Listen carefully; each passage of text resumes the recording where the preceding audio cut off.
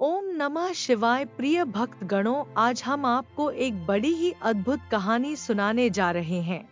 अब तक की सबसे सुंदर कथा है। अगर आप यह कहानी सुन रहे हैं तो कृपया पूरा सुने। इस कथा को आधा अधूरा छोड़कर जाने की गलती मत करना, क्योंकि इस पवित्र कथा को पूरा सुनने से मनचाहा फल की प्राप्ति होगी। इसलिए इस कथा को पूरा सुने।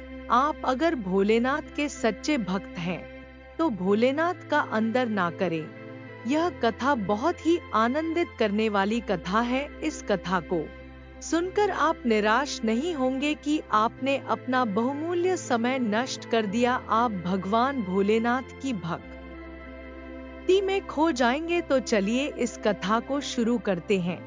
तो प्रिय श्रोताओं, भगवान शिव ने एक लालची बुढ़िया और उसकी भोली भाली बहू की कहानी सुनाई। गंगा नदी के किनारे एक गांव बसा हुआ था जिसका नाम विजयपुर था। उस गांव में कई ब्राह्मणों के घर थे और कुछ अन्य जातियों के भी घर थे। एक ब्राह्मण परिवार में एक बुढ़िया रहती थी जिसका पति स्वर्ग सिधार चुका था। उसके घर में एक बेटा और बहू थे। बेटा जिसका नाम भोला था, वह अपने नाम के अनुरूप भोला भाला था। वह खेती बाड़ी करता और अपने परिवार का गुजारा करता था। घर में बुढ़िया का नाम शांति था, लेकिन वह अपने नाम के विपरीत बहुत कलहकारी थी। दोस्तों, कहा जाता है कोई भी कथा कहानी को आधा अधूरा नहीं सुनना चाहिए। तो आप लोगों से आग्रह है कि वीडियो को अंत तक देखें। पाप के भागी ना बने। वह अपनी बहू को सुख का एक टुकड़ा भी नहीं खाने देती थी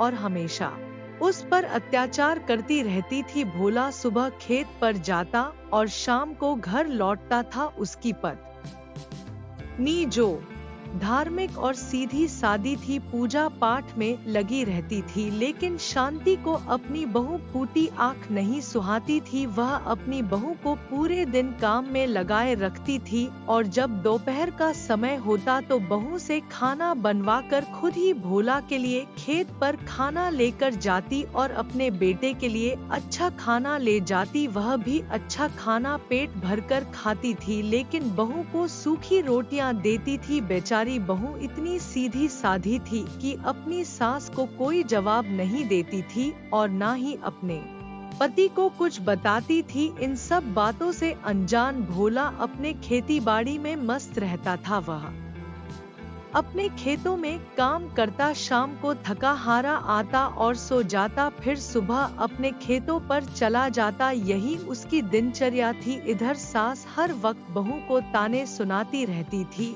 और अगर कोई काम गलत हो जाता तो उसे मारती पीटती भी थी और खाने के लिए सूखी रोटियां देती थी। लेकिन बेचारी बहू चुपचाप सब बर्दाश्त कर रही थी। ऐसे ही दिन बीत रहे थे। एक दिन जब सास अपने बेटे भोला के लिए रोटियां लेकर खेत पर गई हुई थी, तब एक पड़ोसन बहू के पास आई। उसका नाम राधा था। पड़ोसन ने राधा से कहा, राधा क्या बात है बिटिया, तू तो बड़ी सूख कर कांटा हो गई है। राधा ने जवाब दिया, काकी ऐसी तो कोई बात नहीं है। पड़ोसन ने कहा, अरे राधा बहू, हम सब जानते हैं, हमने यूं ही धूप में बाल सफेद नहीं किए हैं।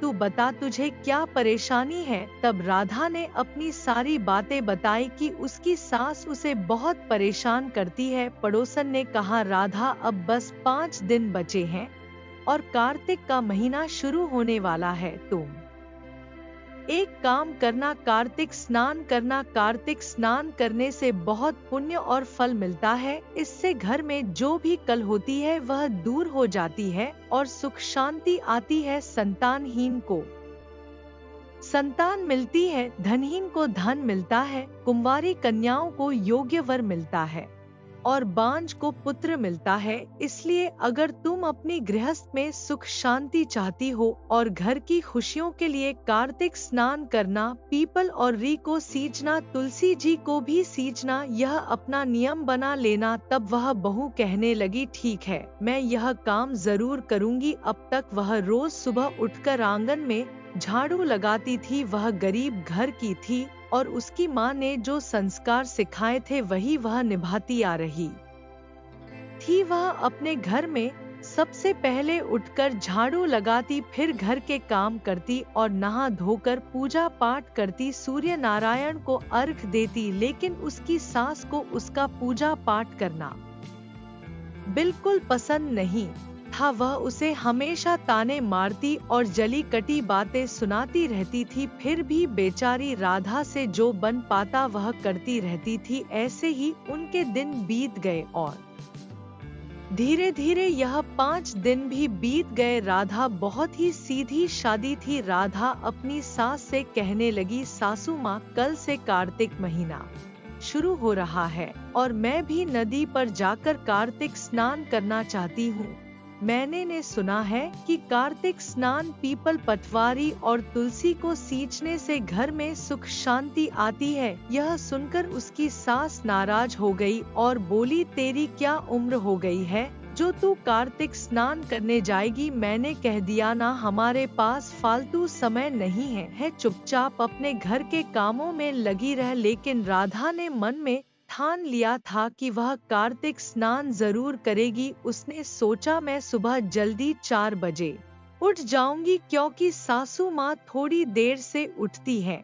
उनके उठने से पहले ही मैं पानी भरने का बहाना बनाकर गंगा घाट पर जाकर स्नान कर लूंगी और वहीं पर तुलसी, पीपल, पतवारी को सींच दूंगी। धीरे धीरे 4-5 दिन बीत गए और कार्तिक महीना शुरू हो गया। एक सुबह राधा जल्दी उठी और देखा कि उसकी सासू माँ अभी सो रही है। उसने झट से मटका उठाया और नदी के घाट पर पहुँच गई। वहाँ बहुत सी औरतें पूजा कर रही थी। राधा ने भी स्नान किया और मटके में पानी भरकर पीपल, पतवारी और तुलसी को सींच दिया। सास के डर से वह दीपक और प्रसाद नहीं ले जाती थी, बस घड़े से ही उन्हें सींच देती थी जल से। यही उसका नियम था। और वहाँ जाकर वह जो कहानी सुनने लगी, कार्तिक की, पीपल, पतवारी और तुलसी माता की कहानी सुनकर वह बड़े सुबेरे ही घर वापस आ गई और अपने रोज के कामों में लग गई। अब उसने ऐसा नियम बना लिया था कि उसकी सासू माँ को पता भी नहीं चलेगा और वह कार्तिक स्नान भी कर लेगी। धीरे धीरे बहू जब रोज ऐसा करने लगी तो एक दिन सास की आंख खुल गई। उसने देखा कि उसकी बहू घर पर नहीं है। यह देखकर सास के तन बदन में आग लग गई। उसने सोचा, आने दे, आज इसे अच्छा मजा चखाऊंगी। लेकिन सास ने भी अपने मन में एक योजना बना ली थी। राधा ने उसे बताया कि वह पीपल, पटवारी और तुलसी जी सीगी, इसके लिए उसने नियम बनाया है, तो अब मैं इसका नियम अच्छे से निभाऊंगी। इसका नियम नहीं तोड़ा तो मेरा नाम भी शांति नहीं। जब बहू घर आई, मटका पंडी पर रखा और अपने कामों में लग गई। सास कहने लगी, बहू मैंने तुझसे मना किया था लेकिन तू नहीं मानी। बेचारी बहू कुछ नहीं बोली। सास बड़बड़ा रही और बहू अपने काम में लगी रही। अब सास ने सोचा, सुबह सुबह मेरे उठने से पहले यह घड़ा उठा कर जाती है, यानी बर्तन तो कोई लेकर नहीं जाती थी, क्योंकि बर्तन इसलिए नहीं लेती थी कि अगर उनकी आवाज होगी तो सांस जाग जाएगी, इसलिए मैं घड़े से ही पीपल, पटवारी को सींच देती थी। अब मैं इसका घड़ा सुबह सुबह बदल दूंगी।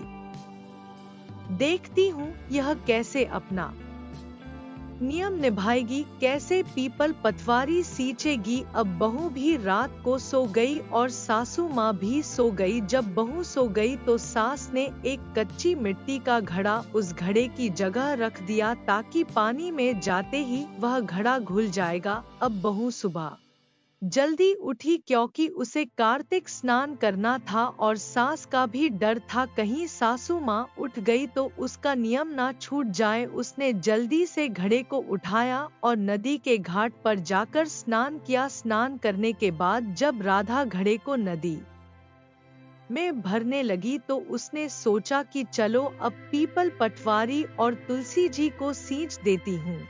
लेकिन जैसे ही उसने पानी भरना शुरू किया उसने देखा कि उसका घड़ा तो फूट गया और उसकी मिट्टी पानी में घुल गई। यह देखकर राधा रोने लगी और पीपल और तुलसी जी के पास जाकर बैठ गई। तुलसी जी का पौधा हरा भरा लहरा रहा था और पीपल का वृक्ष भी घना और भारी था। पीपल के वृक्ष के नीचे बैठकर राधा रोने लगी और कहने लगी, हे प्रभु, हे महाराज, मेरा कार्तिक का नियम टूट गया, अब मैं इन्हें कैसे सींच। राधा वही रोती रही और अपने आंसू पूछती रही। तभी तुलसी जी और पीपल से आवाज आई, बेटी तू रोती क्यों है? राधा ने कहा, मेरा कार्तिक स्नान का नियम टूट गया है। मैंने नियम लिया था कि पूरे कार्तिक महीने में पीपल, पतवारी और तुलसी जी को सींची, लेकिन आज मेरा मटका फूट गया और पानी में घुल गया। अब मैं कैसे पानी से इन्हें सींच? पीपल से आवाज आई, बिटिया तेरा कोई नियम नहीं टूटा है, उठो और घर जाओ। आज तो तुमने अपने आंसुओं से पीपल और तुलसी जी को सींच दिया है, तुम्हारा नियम नहीं टूटा है। राधा मासूमियत से बोली, घर जाऊंगी तो सास मारेगी, क्योंकि आज मेरा मटका फूट गया है। अब मैं खाली हाथ घर कैसे जाऊंगी? यह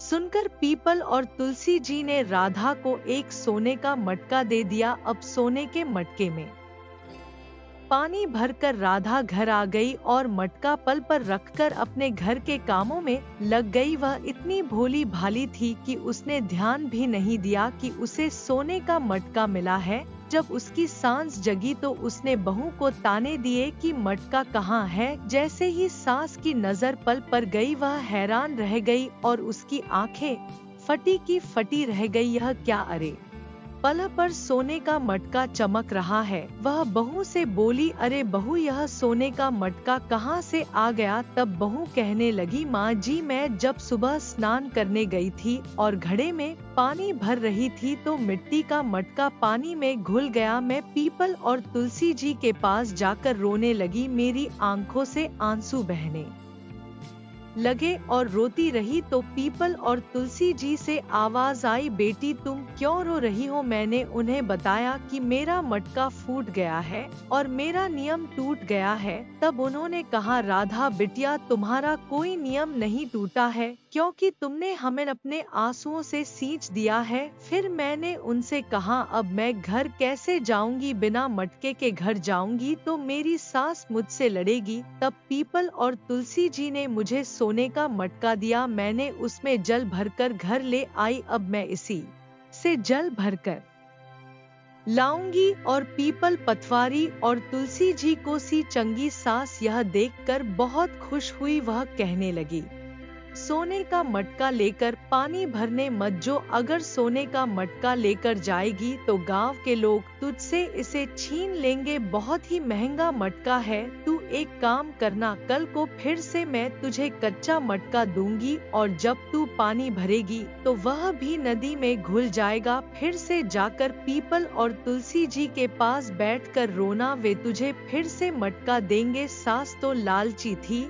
और उसका लालच बढ़ गया। भोली भाली बहू बोली, ठीक है मां जी। अगले दिन सुबह बजे बहू फिर से कार्तिक स्नान के लिए घाट पर कच्चा मटका लेकर गई। वह अपनी सास की चालाकियां से है। राधा ने वही बात दोहरा दी, मेरा मटका फूट गया है और मेरा नियम टूट गया है। अब मैं तुलसी और पीपल को कैसे सींची? तब उसमें से आवाज आई, तुम्हारा कोई नियम नहीं टूटा है, तुम्हारे आंसुओं से तुमने हमें सींच दिया है। अब वह फिर से कहने लगी, है तुलसी माता है, पटवारी माता है, पीपल देवता है, कार्तिक महाराज, अगर मैं बिना मटके के घर जाऊंगी तो मेरी सास मुझे मारेगी और मुझ पर अत्याचार करेगी। तुलसी जी ने फिर से बहू को चांदी का मटका दे दिया। बहू खुशी खुशी उसे जल से भरकर ले आई और पंडे पर रख दिया। सास बहुत खुश हुई, लेकिन चांदी का मटका देखकर उसका लालच और बढ़ गया। उसने बहू से कहा, अगले दिन तुझे फिर से कच्चा मटका दूंगी और तू फिर से यही करना। बहू भोली थी, उसने कहा, चांदी और सोने का मटका लेकर पानी भरने मत जाना, गांव के लोग छीन लेंगे। सास ने राधा को फिर उसे कच्चा मटका दिया। अगले दिन राधा स्नान करने गई और कच्चा मटका फिर से पानी में बह गया। वह जोर जोर से रोने लगी। तब पीपल, पतवारी और तुलसी जीने से आवाज आई, राधा क्यों रो रही हो? राधा ने कहा, मेरा नियम टूट गया है, क्योंकि सास ने कहा था कि रोज रोज ऐसा करने से हमें सोना चांदी मिलेगा और हम अमीर हो जाएंगे। सास का लालच दिन प्रतिदिन बढ़ता जा रहा था। राधा ने सारी बात पीपल, पटवारी और तुलसी जी को बता दी। पीपल ने कहा, राधा तुम्हारी सास का लालच बढ़ता जा रहा है। आज हम तुम्हें मिट्टी का मटका देते हैं, तुम इसे पानी भर कर ले जाओ। राधा ने स्नान किया। कार्तिक स्नान के बाद कथा कहानी कही। पीपल, पटवारी और तुलसी माता की कहानी सुनकर मिट्टी का मटका भरकर घर आ गई। सास घर पर इंतजार कर रही थी, सोच रही थी कि आज बहू कौन सी का मटका लाएगी। उसका लालच बढ़ता जा रहा था। जब बहू मिट्टी का मटका लेकर घर पहुंची तो उसने देखा कि उसकी सास इंतजार कर रही है। बहू ने मटका पंडे पर रख दिया तो सास ने उसे देखकर गुस्से में आकर बहू को बुरा भला कहना शुरू कर दिया। सास ने कहा, क्या तेरे कार्तिक भगवान के पास बस 2 ही मटके थे? सोने और चांदी का इतना धन था, उन्हीं के लिए तू सुबह उठकर नहाती है और हमसे झूठ बोलती है। सास ने बहू को मारना शुरू कर दिया। जब सास ने कोठरी में जाकर देखा तो सोने और चांदी के मटके भी मिट्टी के बन गए थे। यह देखकर सास ने अपना आप खो दिया और बहू को मारने लगी। बहू जो नियम कर्म की सच्ची थी, अपने मन में पीपल, पतवारी और कार्तिक देवता को पुकारने लगी, है विष्णु भगवान, है माता लक्ष्मी, है पीपल देवता, क्या मेरी किस्मत में यही दुख लिखे हैं? उस दिन पूर्णिमा का आखिरी दिन था और कार्तिक स्नान का महीना पूरा होने वाला था। बहू का भी आखिरी दिन था स्नान करने का। जब सास का अत्याचार बढ़ता गया, बहू रोती रही और प्रभु को पुकारती रही, है कार्तिक देवता, मैंने तो स्नान किया था कि मेरे घर में सुख शांति आ जाए, लेकिन मेरी सास और भी रणचंडी बन गई है और मुझे बहुत मार रही है। भगवान ने अपने भक्त की विनती सुनी और तुरंत ही कार्तिक देवता प्रकट हो गए। उन्होंने से कहा, है बुढ़िया माई, तू अपनी बहू को इतना कष्ट क्यों देती है? तू उसे सूखी रोटी देती है और खुद देसी घी का हलवा और लड्डू खाती है। तेरा बेटा तुझ पर आंख मूंद कर विश्वास करता है और कभी अपनी पत्नी के बारे में कुछ नहीं कहता। तू उसकी पत्नी पर इतना अत्याचार करती है और तेरा लालच दिन पर दिन बढ़ रहा है, इसलिए तेरे लालच के कारण ही तेरे मटके मिट्टी के हो गए हैं। भगवान ने सास को सही दिशा दिखाई तो उसकी बुद्धि बदली, उसे अपने कियों पर पछतावा होने लगा। वह कार्तिक देवता के कदमों में लेट गई और माफी मांगने लगी, है कार्तिक भगवान, मुझे माफ कर दो, मुझसे बहुत बड़ी गलती हो गई। मैं लालच में अंधी हो गई थी और अपनी बहू को अपनी बेटी के बराबर नहीं समझती थी। मुझे लगता था कि वह दूसरे घर से आई है, इसलिए मेरा उससे कभी मन नहीं मिला। जब वह भगवान से माफी मांगने लगी तो भगवान ने भी बुढ़िया को माफ कर दिया और प्रसन्न हो गए। अब बुढ़िया कहती है, हे कार्तिक भगवान, अब मैं भी कार्तिक स्नान करूंगी। मुझे सोने चांदी के मटके नहीं चाहिए। मैं अपनी बहू के साथ प्रेम से रहूंगी और कार्तिक स्नान करूंगी। भगवान ने उन्हें आशीर्वाद देकर अंतर ध्यान हो गए और मिट्टी के मटके सोने के हो गए। सास की खुशी का कोई ठिकाना नहीं था। अगले साल फिर कार्तिक का महीना आया। सास अपनी बहू के साथ कार्तिक स्नान करती, पीपल और तुलसी माता की पूजा करती और कार्तिक स्नान की कहानी सुनती। दोनों के बीच प्रेम बढ़ गया और उनके घर में लक्ष्मी माता का वास हो गया। घर में सुख शांति आ गई और क्लेश दूर हो गया। दोनों सास बहू हंसी खुशी रहने लगी। 9 महीने में राधा ने एक सुंदर बेटे को जन्म दिया और उसका नाम कार्तिक रखा। वे बड़े प्रेम से उसका पालन पोषण करने लगी। राधा के घर में खुशियों का वास हो गया और भोला भी अपनी पत्नी और माँ का प्रेम देखकर प्रसन्न रहने लगा। पहले वह जानता था कि उसकी माँ उसकी पत्नी को खुश नहीं रखती, लेकिन अब वह बहुत खुश था। उनके घर में सुख शांति आ गई थी। है कार्तिक देवता है, पीपल देवता है, तुलसी माता है, पटवारी माता, जैसे आपने राधा की सुनी वैसे सबकी सुनना। जिनके पास धन नहीं है उन्हें धन देना, जिनके पास पुत्र नहीं है उन्हें पुत्र देना, जिनके पास विद्या नहीं है उन्हें विद्या देना, और कुंवारी लड़कियों को सुंदर घर और वर देना। कार्तिक स्नान की बहुत महिमा है, जितना गुणगान करो उतना कम है। दोस्तों, अगर आपको यह कहानी पसंद आई हो तो कमेंट में हर हर महादेव अवश्य लिखें।